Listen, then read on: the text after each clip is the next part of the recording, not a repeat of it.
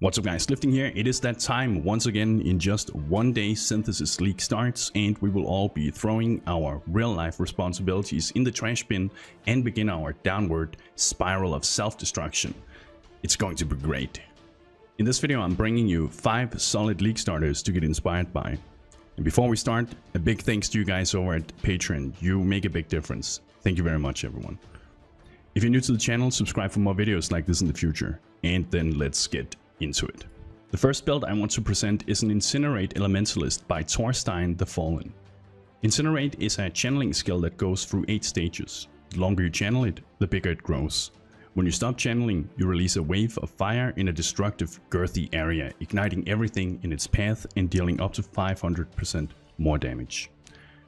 This build is played as the Elementalist Ascendancy. This will help you build your direct damage, increase your area of effect, and provide additional herald utility.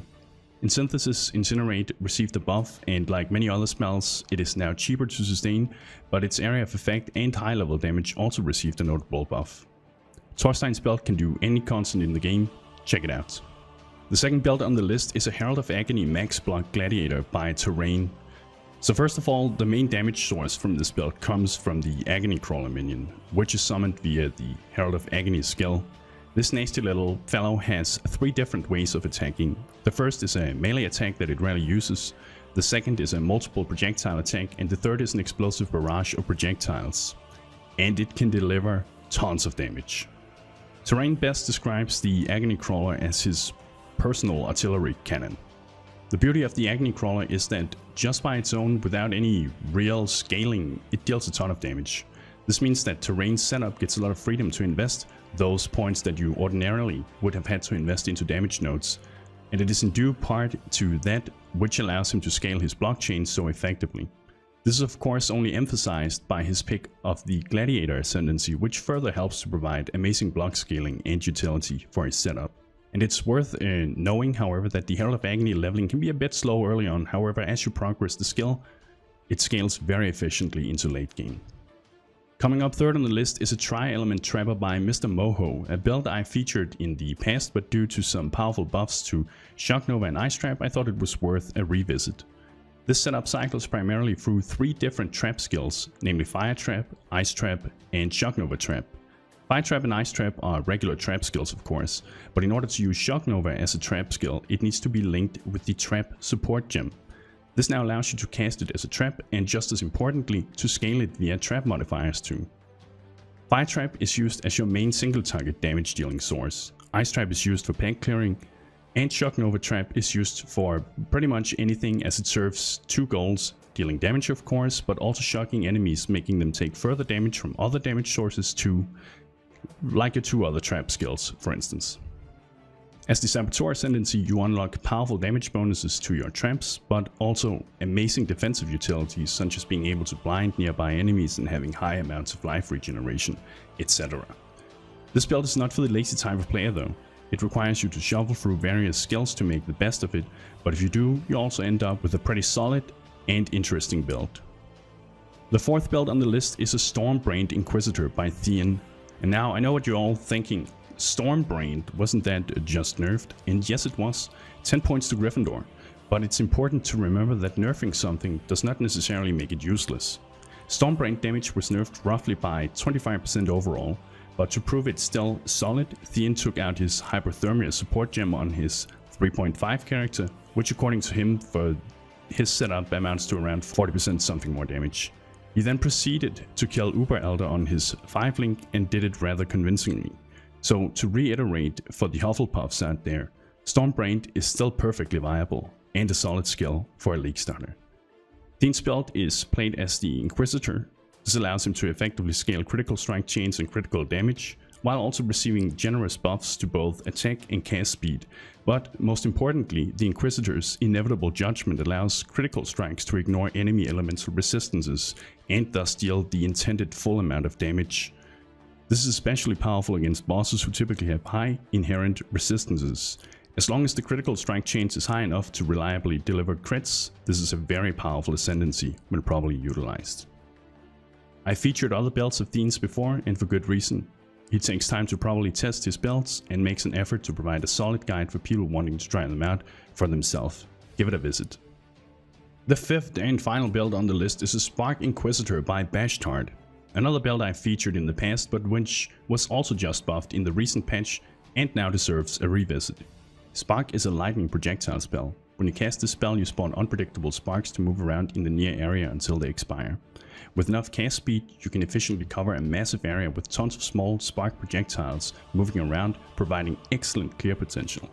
If hitting environment or terrain, the spark projectiles will bounce off and move in another direction. And normally a spark projectile will get consumed or expire once it hits an enemy. However, if you add a way of piercing with the projectiles, these are after a short duration able to hit the same target again, potentially giving a far higher amount of damage per cast than regularly.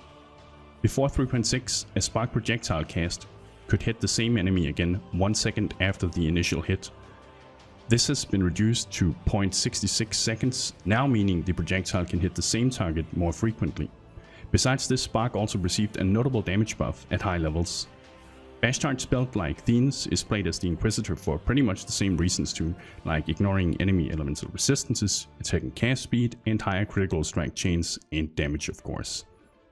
While Bashtard's build has several expensive items showcased, these are merely suggestions for late game rather than requirements. As you play the build, you will generate currency, or I hope so at least, and eventually you'll be able to afford the items listed. Oh, and what would a lifting build showcase league starter video be without a bonus build? And this bonus is a Scorching Ray Totem Hierophant by Milky Slice. And it is a beast for the budget it demands, an excellent league starter. Scorching Ray is a channeled spell that applies a stacking debuff on enemies, which deals fire damage over time. Once it reaches the maximum amount of debuffs on the target, it further weakens the enemy by applying the fire exposure debuff, which reduces the target's fire resistance by 25, further increasing its damage. The more cast speed you have, the faster it reaches full potential.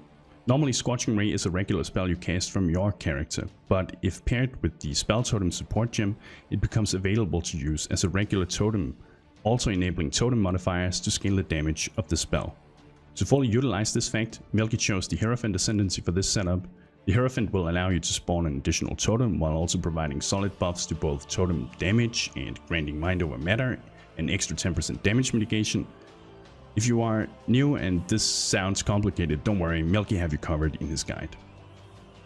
Alright guys, I actually have one more build I want to show you today. Another bonus build. It is a Mass Minion Necromancer by Hersonic, and I can't believe I haven't noticed this build before. It's incredibly well written and designed, and I'm excited to show it to you guys. I'm gonna quote a part from Hersonic's guide. Listen. This summoner build freezes, poisons, bleeds, blinds, maims, hinders, taunts, generates frenzy charges for allies, curses, lowers, resists, gains life on hit from attacks and spells, knocks back and teleports, all as one action. And it is assisted by 2 Frost Sentinels, a Solar Guard, an Agony Crawler, 11 Phantasms, 8 Zombies, a Holy Relic, 10 Skeletons, and 40 Vault Skeletons. The goal of this build are to field as many minions with as many supports as possible, push summoner DPS to new heights while remaining tanky, be adaptable, and play fast, smoothly, and with minimal fuss. Yeah. So this means the skill gems used for this build, the minion ones at least, are Raise Spectre, Summon Phantasm on kill, Herald of Agony, Raise Zombie, Vault Summon Skeletons, and Summon Holy Relic. I mean, I've played a lot of summoners before and I always end up feeling socket starved, but this here takes it to a whole different level. There are too many mechanics involved in this build for me to start explaining it here, so I'll leave you to check out the build guide for yourself, but needless to say, it is a solid starter and works for any content in the game. And so with that said, we made it through all the builds I wanted to present. I hope you are feeling inspired and excited to try on Synthesis League. Once we get further into the league, I will be releasing more of these build showcase videos and feature some of the new and reworked skills we now have available. So if that has your interest, don't forget to subscribe and leave on your notifications. If you're still feeling lost and still don't know what to play or just seek advice regarding Path of Exile, then visit us on discord.gg/lifting. We have a whole section dedicated to helping players such as yourself. Once again, a big thanks to my guys over at Patreon.